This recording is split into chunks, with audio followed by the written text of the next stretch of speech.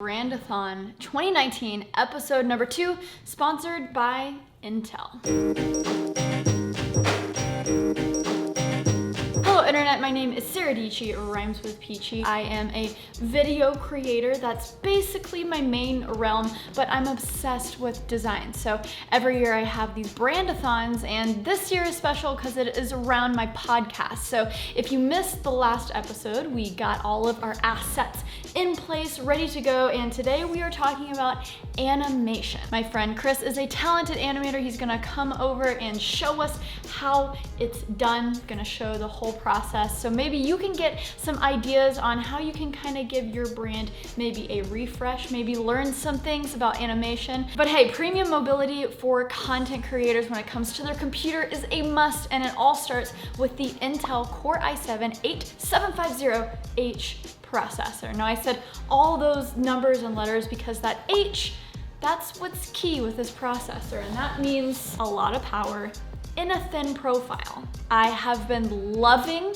the Dell XPS 9570, but this guy, it's time for this guy to be in the spotlight. It's kind of beautiful. You guys have been asking, what about the Razer Blade 15? Well, I can't tell you which one I have chosen yet because I like to spend a lot of time with these machines before really switching over. So this Razer Blade 15 will be at the center of our animations. Can it handle After Effects? I mean, I know for a fact it can. I mean, look at the specs. Intel works hard with companies like Razer to create powerful laptops, but in this very thin, portable design. So if you want to check out more, you can check out the link in the description below. But I think it's time, let's get animating, guys. I'm with my friend Chris George from Odd Sense Studios. He is an amazing graphics designer, visual effects artist. I think motion graphics can be very scary to people. So the goal with this video is making some branding assets around my podcast, That Creative Life. We're gonna do an intro and outro, lower third, for my podcast YouTube channel where I'll be posting clips. Animation is a lot about looking at things kind of holistically because there's a lot of literally moving parts. Thank you. First thing is breaking down everything into its own layer that's going to move independently. I did not know that you could do that. Click and drag? Yeah. Oh my God, Pro tip, pro tip, pro tip. Click and drag on the view icon in Photoshop. You can hide multiple layers. We're all done with organizing the file. Everything is individual. We've got the Peach, That, Creative Life, all those black bars with Saradietschy. Each of those bars is their own asset, and then your face. So now we're ready to move into After Effects. Dun, dun, dun. This is probably how it's gonna look for you. If not, I basically always set my workspace to animation when I'm starting. This is a good time for another tip. Okay. Don't be afraid to Google things. New composition. So yeah, HDTV, 1080p, 24 frames per second. Then lock the aspect ratio. And how long do we want this to be? Maximum 5 seconds. Maximum 5 seconds. Okay, or 10 seconds. Let's set the composition to 10. 7 seconds. Let's set the composition to 10. Perfect. All right, so we have our new composition. Next is importing. When we import it, don't import it as footage. Import it as composition and retain layer sizes. Boom. We've got some stuff. Once we've imported everything, it'll look different from something like a Photoshop file or an Illustrator file because there's a timeline. I like to think of After Effects as a combination of Photoshop and something like Premiere. There are 5 main things that every layer has under the transform property. These are gonna be your bread and butter for animation. All of them are exactly what they sound like. Position obviously changes where it is in the composition. Scale is the size, rotation, and opacity is opacity. Let's start with the anchor point, because that's kind of the weirdest thing. Okay. The anchor point, as you can see on the center of the composition right here, it's the reference point for all of the other attributes. So rotation rotates around the anchor point, scale scales around the anchor point. Everything is relative to this one reference point, and you can change it. There is a tool up here, pan behind tool, and with this you can grab an anchor point and move it around the screen and change where it is. So what I'm gonna do is I'm gonna bring it up to the top, and I'm gonna hold Control, which basically makes it snap to the edge of an asset. So I'm gonna do that for all of these rectangles. When you know what you wanna animate, and you're at the correct position in the timeline for you to start animating, which most of the time is gonna be 0, 0. You could create a new keyframe by clicking these stopwatches.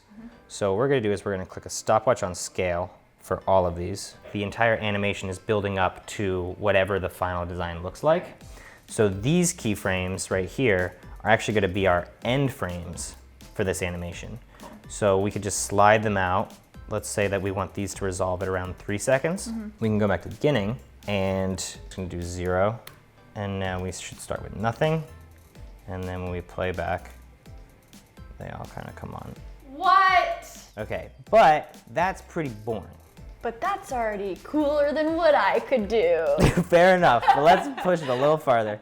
Next is to time it and deal with velocity graph. What we could do to ease all of these is we could select all the keyframes and we can right click on them, keyframe assistant, and then go to easy ease. This is the velocity curve. The steeper the curve, the faster the motion. So if you look at this curve, it's basically starting slow, getting fast, and then slowing down again. I'm gonna select all the keyframes down here. I'm just gonna grab this Bezier handle, drag it out, make it a little bit more dramatic. And then I come back here, you can preview it. Pretty fast, it's snappy. I think it's actually good because it won't take up too much attention. Next thing is to animate on that creative life. And we're gonna do that by introducing masks. Basically go to all of these type layers and hit P on the keyboard, and that gives you position. Another thing I'm gonna do is I'm just gonna recolor these for my own sanity, just so I know kind of what's a bar and what's a type. Go back to 0, gonna grab all of them and take their position on the left side, which is the X orientation, and I'm just gonna slide them all to the left. I like to animate them all at the same time so they all have the same properties and the graphs are the same and everything like that. Right. And then you can just move them over in the timeline to give some more interesting stuff. What we're gonna do here is with this middle button, you can see track matte. And track matte is basically your masks or how these layers interact with each other. We want the black rectangles to reveal the type so that when it's to the left of them, it's not being seen. But then when they enter the field of the black rectangle, they're visible. So basically we need to duplicate, and we can do that with Control D, and then I dragged it on top of it. Then what you can do is click that, and under track matte, there are 4 options: alpha matte, alpha inverted matte, luma matte, and luma inverted matte. So because the black rectangle is what we want to see, we're going to do alpha matte, and you can see that comes back on. Now if we play this back, you'll see that that only appears over the bar. So what we're going to do is create a null object. And what a null object is, it's basically a clear piece of tape that you can connect things with, and then you can move that tape and it'll move everything, or you can just move the individual pieces of paper. Right. Metaphor doesn't hurt that great. But no, that was a good I explanation. did my best. So the null object, totally blank, has no visual asset associated with it. What I'm going to do is I'm going to parent things to it. Okay. And parenting is important. If you parent a piece of paper to another piece of paper, then if the parent, oh God, you've got a kid and a parent, okay? If you parent the kid, no, that's stupid as hell. You've got 2 objects. If you want this object to move when this object moves, then you parent it. Sound effect? I'm gonna parent everything we just did, this whole batch, parent all of that to the null. So now this controls this entire unit. Nice. I'm gonna go over here and I'm going to animate the null. Okay, that's nice. Yeah. You've got the primary and secondary as well as the group motion. That to me is pretty resolved. So the Razer Blade is making a little bit of that noise. Here, A little let's- bit. Moment of silence. But it is rendering that-ish like no one's business. It's actually really very impressive. I mean, it's smooth, right? I'm used to For working a on mobile Oh, 100%, situation. 100%. There's a little bit of heat, no more than like a normal laptop. Yeah, because that's one thing that the Dell XPS will do. It gets really hot up here. It's hot, but it's not bad. Now is a question for you in terms of art direction and animation. Yes, I'll be the director. Yeah, what, The person who does no work but has all the say. if only that were actually the case. Oh, you're a director, right? Yeah. I want to do the easier route. The first thing we definitely have to do is animate the bars. I set the anchor points the same way I did before, animated all those, staggered it out, so now it looks like this. So what we're gonna do is we're gonna jump back into Photoshop. I'm going to hide everything, and now we just have view. I'm going to save this off as a PNG because we need a file that is independent from the Photoshop document. We can go into After Effects. We're gonna import it. Now I'm gonna be setting up your face to be masked onto these bars. For each bar that it's going to be on, I'm putting one copy of yourself. I also parented your face to each of the bars that it's going to be moving with. Okay, so this is where we're at. We've got that coming in, all the bars come on. That looks so sick. It's gonna look better, but for now, the main thing we need to do, I'm gonna do a series of nulls and then animate them all so there's kind of like a global camera move. Does that make sense? Interesting. Yep. We have finished this. Good job. Chris has finished We this did it. beautiful animation. Now it's time for the export, but when exporting things in After Effects, they can get kind of tricky. But Get I know weird. one thing, it's going to be hecka fast. So you go to File, Export, Add to Render Queue, and you'll have three main things that you'll modify. Render settings, you almost always want to leave it on best. These are the settings of your composition. Then you'll go to Output Module. For this, I usually like to go to QuickTime, and then you go to Format Options, and here's where you get all your codecs. And QuickTime Animation is the highest resolution. And then this is your output, which you choose where it's gonna go. So save, let's just go render. Let's see. Oh my gosh, that is fast. Wait, that's actually pretty incredible. That was at. We didn't even have to cut. What the heck?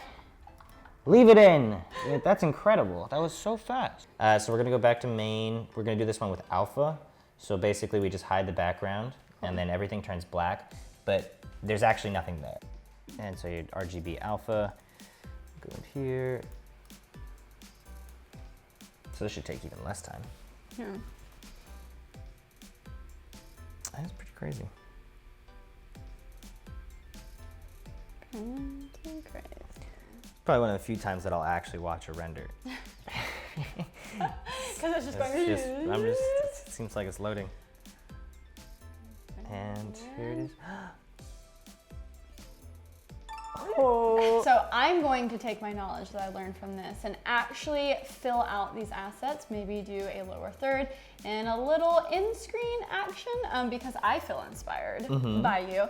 Make Yay. sure to check out Chris and his studio down in the description below at chris.ogeorge yourself and then at OddSense Studios. Chris, thank you so much. Thank And you for having me. It's time for me to actually hit the road because I'm going out of town. So we're gonna test out this premium mobility with the power. Will it survive? Will the batteries survive? Who knows? Who knows? Okay, I have been to Texas and back. I've been traveling with this guy. Kind of love it. It's great. But yo girl Sara Peachy felt so inspired from the animations that Chris made that I made some of my own animations to finish up these assets. So if you're a little in the dark, you didn't watch the previous episode, you definitely should. I changed the name of my podcast to That Creative Life because it's already like a theme and motto with my channel and it just makes sense. And just changing the name of my podcast basically spurred all these ideas of another brand-a-thon, and it just got me really excited. And here we are.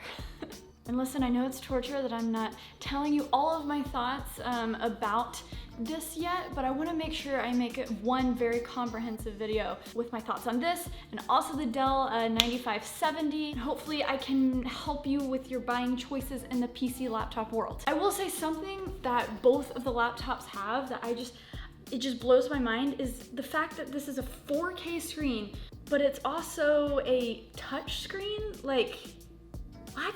And listen, I've been editing a ton with this and the combination of the Intel Core i7, the H processor, but also the 1070 Max-Q Design graphics processor. Hello, it's speedy. It's very nice. And hey, I'm sure this video is like an hour long by now. So one more reminder that you can check out the Intel link in the description below to check out other powerful laptops that come in a just super compact design. I'll also put a Razer link as well. Okay, let's get to my animations. So I dabbled in the After Effects, but I was thinking about the things that I needed and they weren't super complex in my head, so I feel like I didn't have to go into After Effects. And believe it or not, I did everything in Premiere. So if you're still scared of After Effects, maybe this will give you some ideas in Premiere. So first is the little watermark down below that just reminds the viewer, hey, you're watching, you're listening to that creative life. And I thought it'd be fun to kind of like make it come alive a little bit. So it does the occasional spinning and kind of popping up and down. And then when it came to the lower third, when I want to write some text over a 5-minute clip, you know, to remind people, hey, you can listen to the podcast on Apple Podcasts or Spotify, wherever you listen, I could actually use my watermark and the moving peach as a way to move the text in and out. So I use the spinning peach as kind of like a wheel to spin in the text. So I basically just used keyframes and the crop effect to make it disappear as it went in and out of, you know, that creative life watermark. So boom, bada boom. And then the last thing is an end card for the clips on the YouTube channel. So basically, I wanted to get the idea across that, again, hey, listen to the full podcast on your app, whether it's Spotify or Apple Podcast. And then used a singular colorful graphic just for the text at the top. And yeah, I think it looks good. I'm kind of proud of myself. Anyways, internet friends, Peachy Fam, I hope this was helpful. I know it was so much information, and if you made it to the end of this video, good job. Check out our talented creator that helped us out here on the episode 2 of BRAND-A-THON 2019. Chris, you're amazing. Odd Sense Studios, located here in New York. The talent is real. Make sure to check out all the links in the description below, and we're gonna keep this going. I actually don't know how many episodes this is going to be, but I'm gonna keep it going until I'm satisfied, and hopefully the podcast will relaunch soon. Let me know if you like this video. Hit that subscribe button down below for new videos every single week, and until next time, guys, stay peachy. Okay, bye!